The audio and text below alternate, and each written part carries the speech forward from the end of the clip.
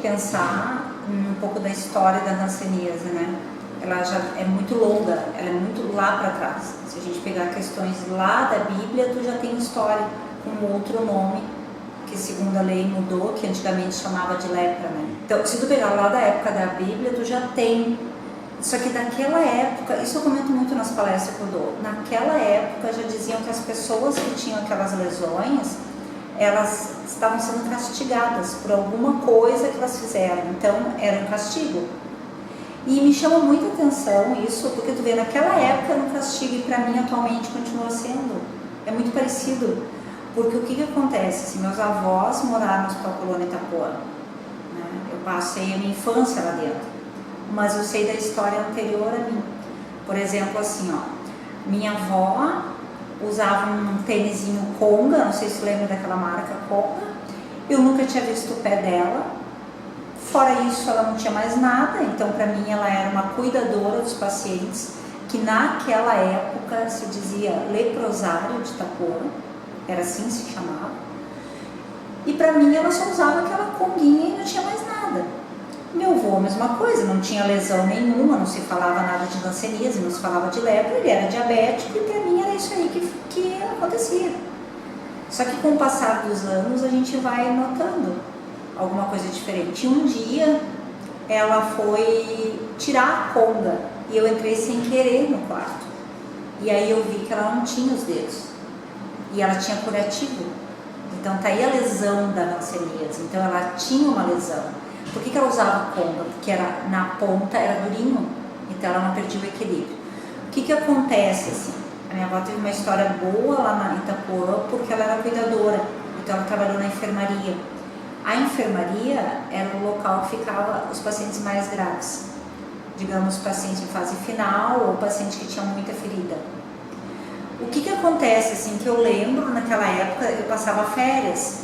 Quando eu ia para lá, tu pegava o ônibus para ir para lá, o cobrador já perguntava, vocês vão descer aonde? Tu vai descer no leprosário? E hoje, olha o ano que a gente está, se tu chega, eles perguntam a mesma coisa, tu vai descer no leprosário? Eles não dizem que tu vai descer no Hospital Colônia Itapuã, é no leprosário, né? E outra coisa muito interessante, se tu diz assim, sim, eu vou pro leprosário, minha avó mora lá, vou passar umas férias lá, tu não tem medo de ser contaminada, tu não tem medo de estar com lepra. Então assim, ó, como que eu vejo? Eu cresci nesse meio, eu nunca tive hanseníase, eu convivia com aquelas pessoas, eu tomava café na casa das pessoas e ainda tem pacientes lá. E lembram de mim, tu vê, ainda estão lá dentro. E por isso a luta de preservar. Só que o preconceito existe. Hoje em dia ainda dizem, mas por que manter aquele hospital? Se lá é uma doença grave, ainda existe a lepra ou não existe mais lepra? Eles nem dizem hanseníase, continuam dizendo lepra. E fora também que os familiares, os filhos foram separados dos pais. Aquilo fica com as pessoas. Se tu conversar com qualquer paciente, ele vai dizer, foi um sofrimento tão grande que não pode ser esquecido. Porque me questionaram isso. Por que tu não quer que feche o hospital se foi um sofrimento grande? Deveria querer. Digo, não, mas não é que eu não quero que feche o hospital. Eu quero que transforme o hospital, mas que a memória do que aconteceu aqui não seja esquecida. Bom, vamos falar um pouco da questão assim do Brasil. Primeiro que tu não vê falar muito de hanseníase, né? Tu tem o programa no estado, tu tem programa nas UBS, no município, mas tu não vê falar em hanseníase. O que eu vejo o Brasil? O Brasil ele é considerado o país que mais tem casos de hanseníase. Aí tu vai me dizer, sim, mas ninguém fala nada, como é que tem casos? A falha é no sistema, é na prevenção. Nós temos uma saúde pública muito boa, mas quem tem que fazer o diagnóstico não está preparado para a hanseníase. Eu estive conversando com alguns médicos e eles disseram, a gente não teve cadeira sobre a hanseníase, a gente não tem curso sobre a hanseníase.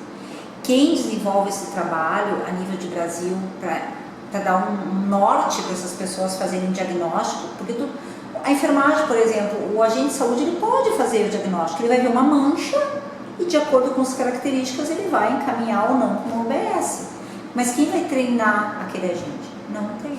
É um vírus, né, que vem pela respiração E ele tem cura se tu começar a tomar medicação. Então o que acontece? A partir do momento que tu toma os primeiros comprimidos, tu já não passa adiante e tu já começa o tratamento. Agora, se tu não começar o tratamento, tu tá passando adiante. E o pior, tu vai ter um período de 6 meses a 7 anos para passar. E daqui a pouco tu acha que tu nem tá passando nada.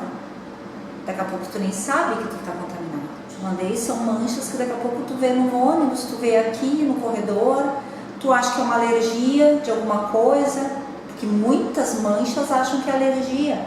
Só que se tu fizer o teste no meio dela e tu ver sensibilidade, tu vai ver que ali pode ter sintomas de hanseníase.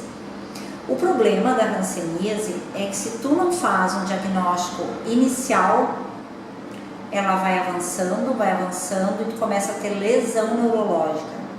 O que é lesão neurológica? Começa a ficar com deformidades nas mãos, que eu acho que eu te mandei uma foto. Então tu fica com aquela mão como se fosse empunhadura, assim, né? Ou entorta, fica assim.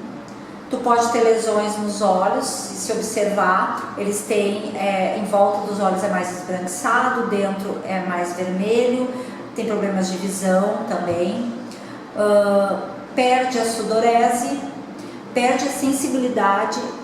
Às vezes tu encontra paciente que diz assim, nem sabe que é paciente, eu caminho 10 km por dia, vamos falar de atleta, eu caminho 10 km por dia e eu tô sempre com lesão nos pés, mas eu não sinto. Isso me chamou a atenção um dia, eu digo, mas como tu não sente uma lesão nos pés? Não sinto. Tu vai avaliar uns sintomas, quando tu não tem a sensibilidade da lesão, e aí tu pode ter uma lesão bem grave ali, né? Então eu vejo que o Brasil, ele precisa trabalhar na prevenção, mas precisa da parte científica. Por isso existe a rede Hans, que eu te falei, que é uma rede universitária para motivar o trabalho científico, que é o que está acontecendo nesse mês do Janeiro Roxo. Mas o que deveria ser? Não deveria ser um mês Janeiro Roxo, deveria ser prevenção todos os dias. Por quê? Tu pode ter um paciente com hanseníase, mas ele pode ter HIV também. Ele pode ter hanseníase e ele pode ter problema cardíaco, tu entende? Ele pode ter várias outras questões junto com a hanseníase.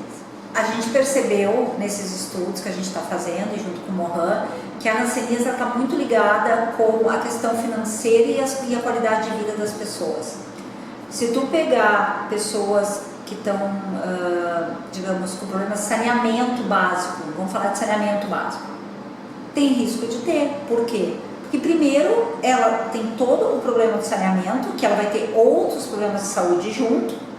Segundo, que nós vamos ter que ter um acesso naquele local, porque aí entra a questão dos agentes de saúde, dos técnicos de enfermagem, da medicina de família, né?